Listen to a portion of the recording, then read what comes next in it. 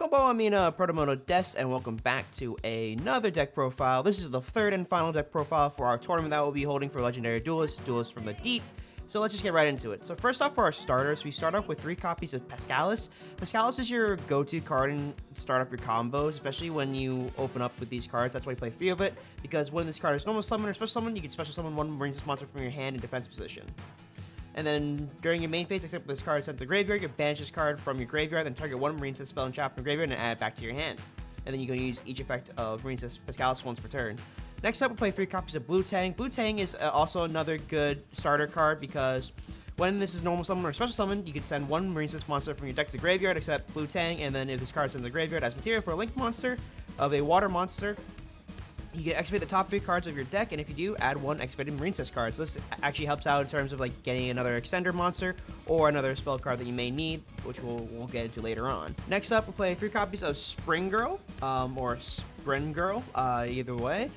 The reason why I play 3 copies because it's a really good extender because you're able to banish Marincess monsters from your graveyard. So, for example, if you want to banish one of your other extenders from your graveyard, you're able to do so because this deck does require you to discard some stuff later on. So basically, it's just another extender. It's really, really good and also deals a bit of burn damage. Next, I play 2 copies of Sleeping Maiden. Sleeping Maiden is also another extender. Just by targeting one Marincess card you control, you can special summon the card from your hand if you against the effect. While this card is in the monster zone, the targeted card cannot be destroyed by your opponent's card effects. And this can also mean either the Marincess Trap or the Marincess field spell, so it's really good for back row protection and main monster protection.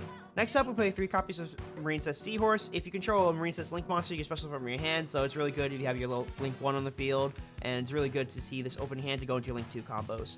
Next up, we play 3 copies of Marincess Mandarin. Mandarin is also an interesting card. You may want to bump this down to 2 if you don't like playing like this, or you don't want to see this as often, but I prefer to play 3 because this is for our our Rivalry of the Warlords deck, so they kind of need a power curve in it, for example.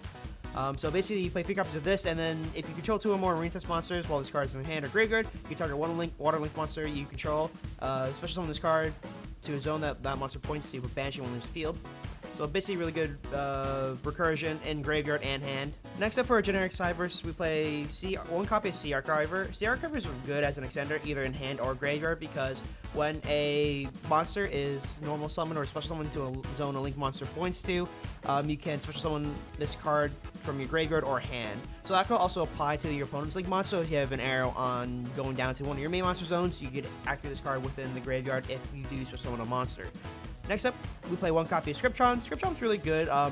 You can banish 1 Cyverse monster from your graveyard and special summon this card from your hand. If this card is sent to the graveyard as material link summon, you get of a Cyverse monster, you can target 1 banished monster, shuffle into the deck.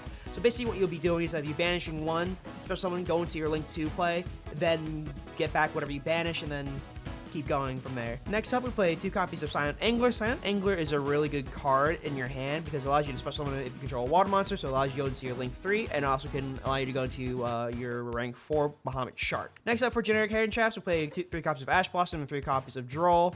And then now onto our spells. So first generic spell is the Harpy's Feather Duster. This is really good for back row removal in general. Just play it. It's cheap. Next up, we play 2 copies of Silent Mining. Silent Mining is really good for this deck because it allows you to dump some cards from your hand to the graveyard to switch out anything you really need to complete your combo. Next up, we play 2 copies of Marincess Dive. Marincess Dive is a new card from the set. This is really good for the deck because you can target 1 non-link monster in your graveyard, special summon it. Or if you control Marincess Battle Ocean inside your field zone, you can special summon 1 Marincess monster from the deck, so this is a really good extender, as well as basically free monster reborn for your Marincess monsters. Next up, we play 1 copy of Terraforming, which leads us to our 2 copies of Marincess Battle Ocean. Marincess Battle Ocean is pretty good as a field spell because it gives you blanket attack buffs and allows you to attach your Marincess monsters from your graveyard to your link monsters. Next up, we play 3 copies of Marincess Wave. This is basically kind of the searchable Imperm for the deck, with it around with our copies of our Link monsters. And then finally, we play 2 copies of Imperm. So for our tournament, we'll be playing 2 copies of this card over here, Marincess Circulation, which allows you to basically flip back and forth between your Link 4 monsters, which is really interesting. The reason why I was playtesting with the Imperm is because it's just what I expect out of the deck to be kind of sort of meta, like rogue tier at least. But now moving on to our extra deck. So for our extra deck, we play 2 copies of Marincess Sea Angel. Sea Angel is good because it searches out your spell cards. So that could be your Marincess Battle Ocean or your Marincess Dive.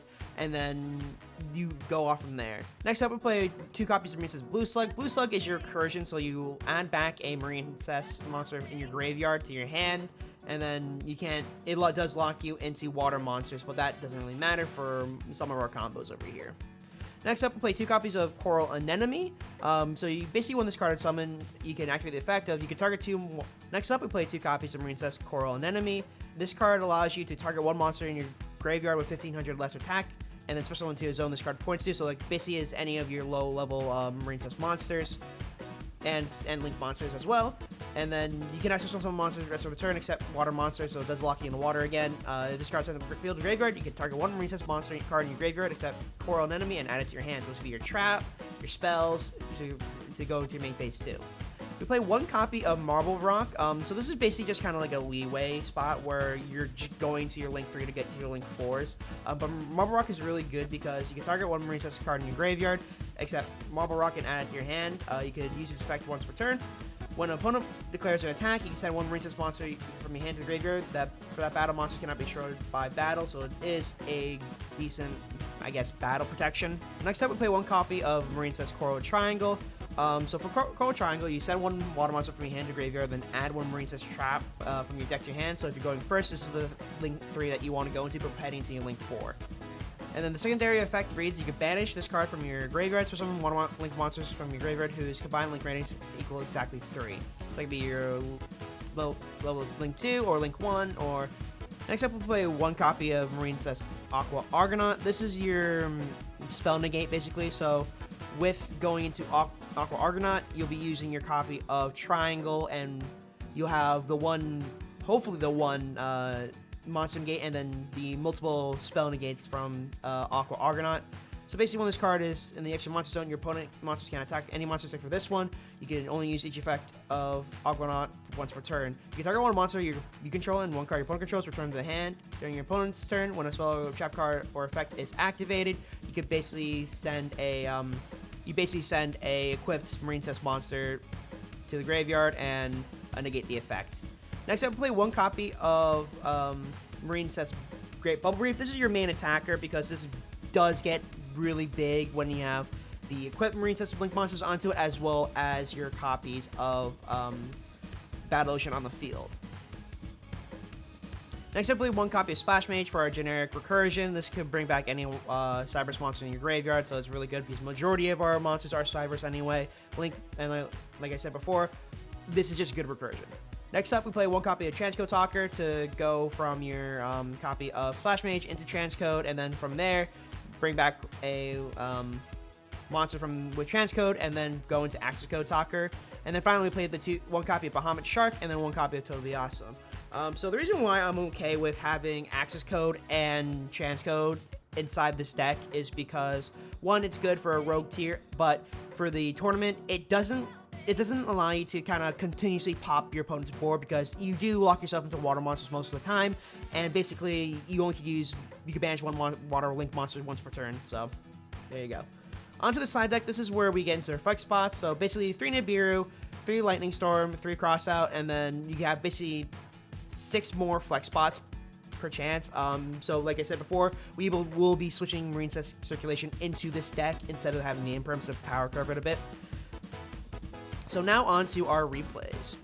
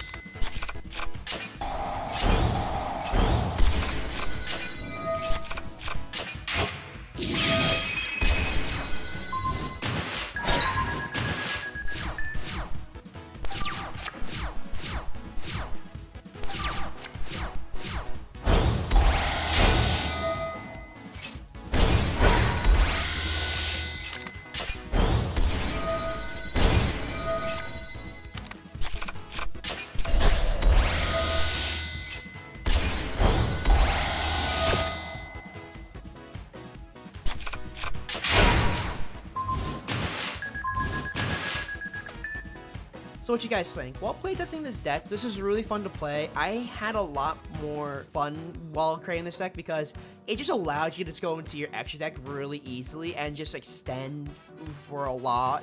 But with the caveat of being extenders, you do get Nibiru sometimes, and that's why you put in the side deck as well as cross-out Designators. Let me know what you guys think about this deck as well as Marincess in general. Do you think we need more support? Do you think that this was good, this set, especially with Legendary Duelist Season 9 being the kind of mediocre set out of the bunch?